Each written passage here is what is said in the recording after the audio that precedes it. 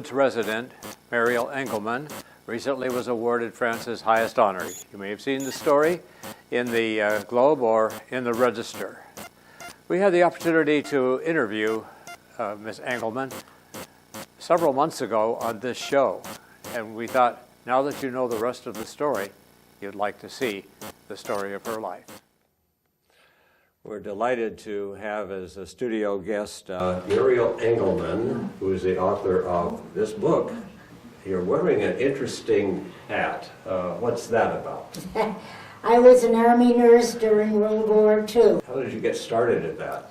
Well, I was in my second year of nurses training when Pearl Harbor occurred.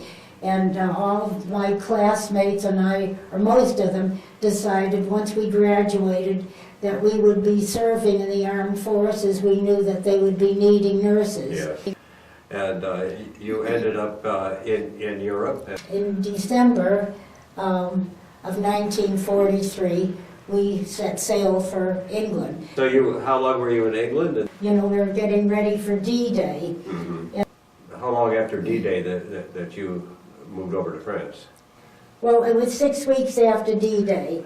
Did you arrive in France? Is that where you were? So then here we arrived in Normandy, and then they loaded us in trucks and took us to a cow pasture, and we lived in tents in a cow pasture for 7 weeks, waiting for the Germans to be cleaned out of Liège, Belgium. That we did. So what was next? So then here we arrived in Liège, on this Liège, Belgium. It took us a good 3 weeks because then we stopped off in Paris. Oh, and gone. There must have been quite a shortage of nurses in that part of the world. Well, I tell you, I think there were more shortages back in the States. Wow. I know we had 100 nurses, nurses and physiotherapists and Red Cross workers, because we were a general hospital, and that had 1,000 beds. Tell us about some of the patients that you were treating.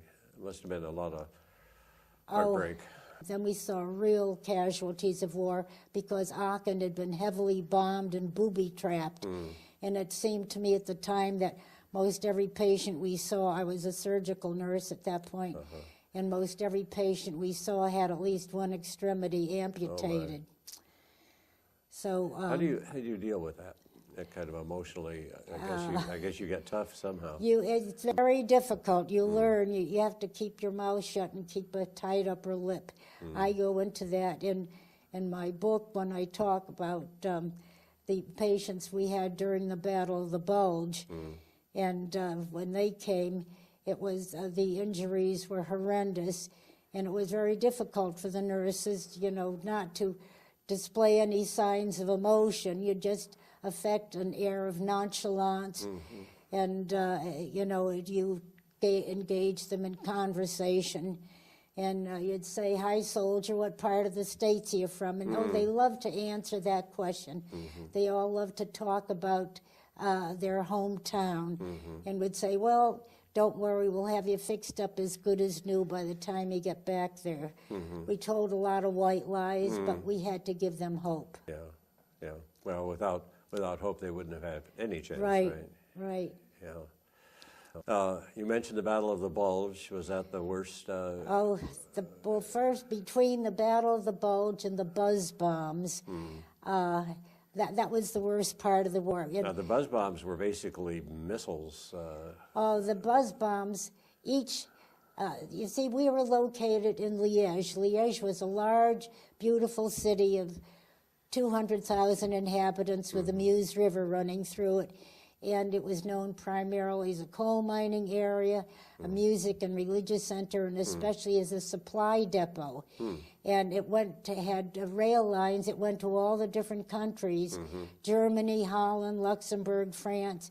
So that rail line was important strategically for carrying troops and supplies. To both the Germans and for everybody. And so it was this line that Hitler wanted to destroy when he began sending his buzz bombs into Liège. Yeah. And now these buzz bombs were also known as V1s. They each carried 2,000 pounds of explosives. and you couldn't see them coming at first. You could just hear them puttering along. And then as you looked, you'd see a moving black dot that gradually began to look like a flying cross. And in the nighttime sky, you could see tongues of flame issuing from the ends of this flying cross. And as the bomb grew closer and the noise of its motor grew louder, you'd start holding your breath as you mentally urged the motor of that bomb to keep running. Keep going. Because if the motor shut off before the bomb reached overhead, then it would plunge to earth with a horrible whining whistle, destroying everything in its path on the ground for hundreds of feet. Its concussion could be felt miles away. If the motor of the bomb was still running as it passed overhead, then you'd give a sigh of relief and you'd breathe again. But then they fooled us. They came out with another bomb. It passed overhead and we started breathing. But then the bomb made a U-turn and headed back in our direction. And then they sent bombs that came over from three different directions all at the same time. And the bombs came over every 12 to 15 minutes, 24 hours a day.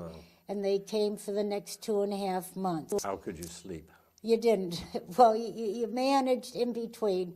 You know, our hospital was hit 3 times by buzz bombs. Now, theoretically, by the rules of war, they're not supposed to Of course not. bomb hospitals, et cetera. Yeah. But they didn't always play by the rules. They sure didn't. And we worked, slept, ate, went to the latrine to the sound of buzz bombs, either flying over or about to drop. And if one was dropping, you never wanted to be caught in the latrine tent with 4 layers of pants around your ankles. And you wore combat pants, pant liners, long underwear, and panties. And before even going into that tent, you always scanned the sky for any incoming objects. Then you ran in, did what you had to do, and ran out, still pulling up your outer layer of pants. Too much information. It wasn't easy, believe me. No. Our patients were furious that American women were so far up front, and they were so worried about us. Anyhow, go ahead with your question. Well, what was the worst? Well, besides the buzz bombs, the worst was the Germans because, well, we also had weather problems besides the buzz bombs. And, you know, our hospital was going full blast 24 hours a day. We took care of not only our own battle casualties, but the Belgian civilians as well, who had been injured by the buzz bombs. And those buzz bomb injuries were horrendous, for the flying glass shards penetrated deep inside the body tissues and were extremely painful and difficult to retrieve. But then we had the weather to worry about, because the month of November, Belgium was inundated by heavy torrential rains, and the entire hospital site was a sea of mud. And the Americans began a huge offensive against the Germans on November 16th. And our hospital had to be open and ready to receive casualties, finished or not. And not all of the cement floors had been poured into our tents yet. So we nurses sloshed ankle deep in water and mud on our 12-hour duty shifts. And our feet were always waterlogged. And every tent leaked. We were constantly shifting beds around, trying to keep the patients as dry as possible. And we didn't have any electricity, though. Really? And the long, dark hospital tents were just barely illuminated with kerosene lanterns and flashlights. So when we went from bed to bed giving morphine shots, a corps man stood at our elbow with a flashlight focused on the site of injection. And the casualties poured in with their pale, anxious faces. They had a P or an S printed in purple gentian violet on their forehead to indicate they had already received penicillin or a sulfa drug in a previous field hospital or an aid station or something. So there really was no paperwork to speak of, it was just put Well, right they on there. wore triage tags around their necks too, and on the triage tags it listed any medication or any treatment they had received. But then on December 16th, German General von Rundstedt made his famous counterattack into Belgium, starting the Battle of the Bulge. Okay. And that was my second big deal that gave me something to worry Right. about.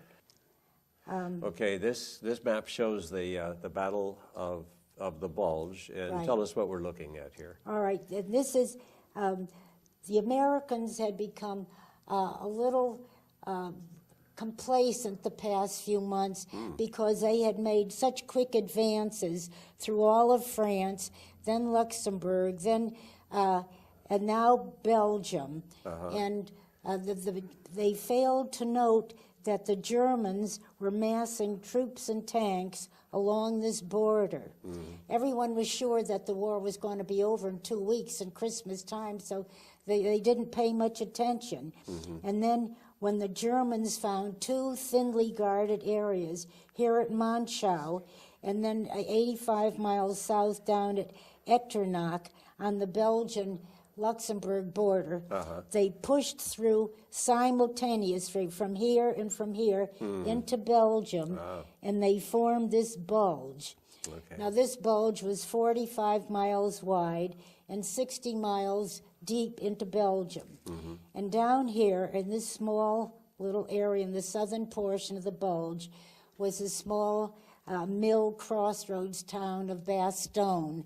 So this area then was strategically important. It sure was. Yeah. And it was here in Bastogne where 21,000 Americans, 11,000 alone just from the 101st Airborne Division, were completely surrounded by Germans and given an ultimatum to surrender within 2 hours. Well, acting American commander General Anthony McAuliffe gained instantaneous lifetime fame with his one-word reply to that German ultimatum. I remember and that. that one word was nuts. And the German officer who had delivered the ultimatum and spoke a perfect English, and he was perplexed, and he asked General McAuliffe, saying, "What is the meaning of this word, nuts?" And the aide replied, "It means go to hell." Clear enough. Yeah. Yeah, but it wasn't funny then. It sure wasn't funny. So here we were in Liège, and the Germans were headed towards Liège, and we weren't too happy about this. I guess not. And, Wow. and the Americans were completely demoralized by the German breakthrough. The entire U.S. Army was in a turmoil. Our anti-aircraft shot at our planes, and our planes fired on our infantry. Wow. Thousands of Americans were slaughtered, thousands were captured, and thousands more were pushed back. The fog of war, as they call it. It was horrendous, it really was. And German paratroopers dressed in American uniforms were dropped to infiltrate American lines, and other paratroopers draped in white sheets were dropped on snow-covered areas. This is probably the most famous reversal, most famous battle of, It is. of the war. The Battle of the Bulge was the biggest, bloodiest, and most famous battle of all of World War II. And you had pretty close to a front row And, seat on this. and they were getting closer and closer to Liège. At this point in time, our hospital was functioning as an evacuation hospital because we were the closest hospital to fighting lines. And usually a general hospital is located 100 miles or more behind fighting lines. But at this point, we were there right on top of it. How long did this whole thing last before Well, the Battle of the Bulge lasted 6 weeks, but this was all happening. This all happened the week before Christmas, when a sudden dense fog fell over all of Belgium. It created an eerie, gray, silent landscape, and the only sounds we could hear were the muffled sounds of buzz bombs dropping. This fog was so thick you couldn't see 5 feet in front of you. and yet the German tanks and infantry were able to move forward on the ground and heading towards Liège, and our planes couldn't get off the ground to bomb them. When we found that treating these patients, they were the most wonderful patients in the world, but it was very difficult, trying to care for them and not show any signs of emotion. Right. Well, because you were very aware that your position was insecure, and It sure was insecure. I suppose there were plans to evacuate you by air or something if that came to that. Well, that came later on. Okay. The situation is looking precarious. Yes, because of the Germans were getting closer and closer to Liège. Yes. And then 2 days before Christmas, as my roommate and I were getting off night duty, we decided we were going to open our Christmas packages from home that morning because surely in 2 days' time we'd be dead. If we weren't killed by buzz bombs, then we'd be captured and probably killed by the Germans. And we didn't want the Germans to get the packages. So anyways, here we were at 8 o'clock in the morning after serving on night duty. And we were sitting on our cot beds in our little 5th floor chateau bedroom, opening the lovingly wrapped gifts from home and eating the homemade goodies that we washed down with our ration of French champagne. We each consumed a whole magnum of champagne that morning, and I must say we had the best sleep that day that we had had in weeks. Right. If the entire German army had marched through that bedroom, we would have been oblivious. But the next day, the Germans were 10 miles from Liège, and many of the American hospitals had already evacuated back to Luxembourg or France. And we were hoping for orders to evacuate also. We felt like sitting ducks. 10 miles. 10 miles, but we never got orders to evacuate. Instead, we nurses were ordered to pack our musette bags with the warmest clothing we had and any first aid supplies in the event we were captured by the Germans, and to be ready to move out with 10 minutes' notice. Wow. Well, typically female, the first item that went into those musette bags was the French perfume we had all purchased in Paris several months earlier. And this was followed by our cigarette ration, because a pack of American cigarettes could go a long way for bartering in war-torn Europe. Better than money. Oh, yeah, believe me. And we were scared. Oh, boy. I, in particular, because I had an H for Hebrew on my dog tags, and we were the very ones Hitler wanted to annihilate. No doubt. And of course, our patients were angry that American women, were so far up front. Okay, now we have a picture of you, and what is that you're holding in your right hand in this picture? This is a blackjack that a patient made for me. He was so concerned about my possible capture by the Germans. And this blackjack is a 10-inch length of hosing stuffed with lead sinkers, and it's suspended from my wrist by a leather thong. And his directions were, if a crowd comes near you, take this blackjack and slam it across his face and aim for the eyes. Wow. Then another patient Did that give you a lot of confidence that you'd actually be able to do that? Wow. Another patient gave me a spring blade knife, and that's outlined in this pocket. And his directions were, if a crowd approaches, plunge the knife blade into his belly, turn it, and run like hell. Anyways. So you were really scared and had every reason to be. Of course. And the soldiers around you were concerned for your well-being. They were so wonderful. They worried so about us. We were their wives, their mothers, their daughters. They were more concerned about our welfare and so angry. And the that enemy we is were 10 miles away from your 10 hospital. miles That's away. what, 2 hours maybe or something, 2 or 3 hours. But you're here, so obviously you I'm escaped. here. How did you get out of there? And that night, by the time nighttime fell, the fog had completely dissipated. Here I'd been over Belgium for over a week, and here it completely dissipated and a full moon arose. And this moon was so full and so bright, it lit up our hospital area with an almost daytime light. And I was on night duty in my surgical shock tent when sometime before 8 o'clock I heard the sound of a plane overhead, a sound we hadn't heard in the past week due to the fog that had grounded all planes. Did you know And if this I was knew a... from the sound of the motor it wasn't one of ours.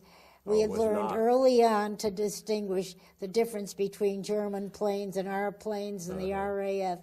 Anyways, I stepped outside the tent to take a look, and it was the most beautiful sight of what seemed to be hundreds of red flares dropping through the nighttime sky. Wow. And I stood there momentarily mesmerized by this beautiful display. And then the plane that had dropped these flares began flying lower, back and forth across our hospital tents and nearby enlisted men's tents, dropping anti-personnel bombs and my strafing the tent. As this plane continued flying back and forth across the tents, dropping his bombs and strafing the tents, the anti-aircraft battery behind our hospital opened up and began shooting at the plane, but they kept missing it, and instead we had flak coming through the tent. Eventually the plane exhausted all his explosives and flew off. Wow. And many patients and hospital personnel were wounded or killed that night. 47 of our enlisted men were injured, some very seriously, and 2 were killed outright. It was a night of horror no one will ever forget. And before going off duty the next morning, I stepped into a nearby tent that held soldiers too severely wounded to be moved. I had been visiting this tent each morning and night, coming on and off night duty, as there was a young soldier there from my hometown. And though we hadn't known each other before, just the fact that he was from my hometown, Meriden, Connecticut, Meriden? so many thousands of miles away, and he had gone to my high school, and we could talk about all the physical attributes of our town. It brought us so close, it brought home close. And we talked about West Peak Mountain and Hubbard Park Lake and the crazy traffic tower at the corner of Colony and Main. And it was wonderful. We just felt so close to home. And then when they found out that his mother was a customer in my mother's dress shop, Really? that made us almost like kissing cousins. Right. We didn't discuss the fact that he was missing an arm, a leg, and an eye. Oh, my. As I entered his tent that morning, I saw with shock and horror and anger that his bed and several others in line with his were empty. Going off night duty with a couple of other nurses, we straggled down the path to the nurses' quarters, too empty and spent to even talk. A nurse coming on day duty greeted us midway in the path with a muted Merry Christmas. Merry Christmas. It sounded absolutely ludicrous. We didn't even know what day it was, and it seemed to hit our funny bones all at the same time, for the 3 of us stood there in the path, bent over with hysterical laughter. And it was a good catharsis for our very somber moods. And Christmas Day had dawned bright and clear. The sun was out for the first time in over a week. And, of course, the buzz bombs were out as usual, as they had been during the fog-bound week. But our planes were out for the first time in over a week. And so were the German planes. And we watched as they engaged in dogfights near our hospital area as spent machine gun bullets fell around us. And we saw flaming planes spiraling to the ground as we silently prayed that they were German planes and not ours. And we saw 7 German planes fly off into the distance. Our anti-aircraft hit more of our planes than theirs. Oh, dear. And Christmas chapel tents were busy that morning. Everybody wanted to come and pray, but I said they spent more time ducking from the buzz bombs or from the German planes flying over than they did in praying. And Christmas week was a nightmare, with German planes coming over every night. We called them Bed Check Charlie, to drop their paratroopers dressed in American uniforms. These paratroopers spoke a perfect English with no trace of German accent. Really? And they had been thoroughly briefed on American slang. But one subject they hadn't been taught was that of American sports. Ah. And when they were challenged by guards as they attempted to infiltrate a base, they couldn't answer such questions as who won the World Series or who's the pitcher for the Dodgers or the Yankees. And another question that got them was if you asked them what shoe size they wore. Oh. If they said size 44, you knew you had them. And as Christmas week drew to a close, more of our planes were seen in the sky, and soon they outnumbered the German planes. And then the next 2 weeks, we saw huge, constant waves of our planes by day, thousands and thousands of them, and those of the Royal Air Force at night.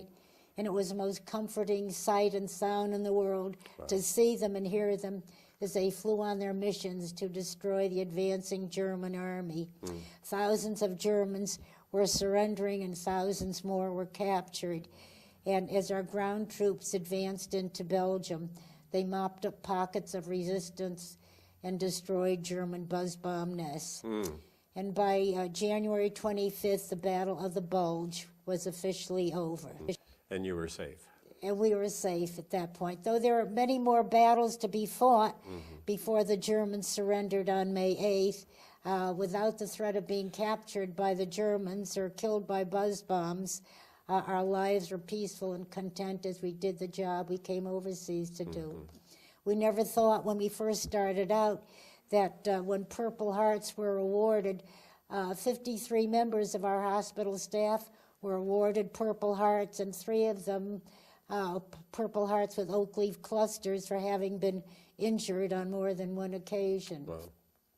Well, thank you so much. This has been amazing. Thank you. We've been talking to Muriel Engelman, and this is her book, Mission Accomplished, Stop the Clock. Is this still available? Oh, yes, yeah. An amazing story of bravery, amazing courage. Takes us back to days in many ways we would rather forget, but we must not forget. Thank you very much for being with us It was today. my pleasure.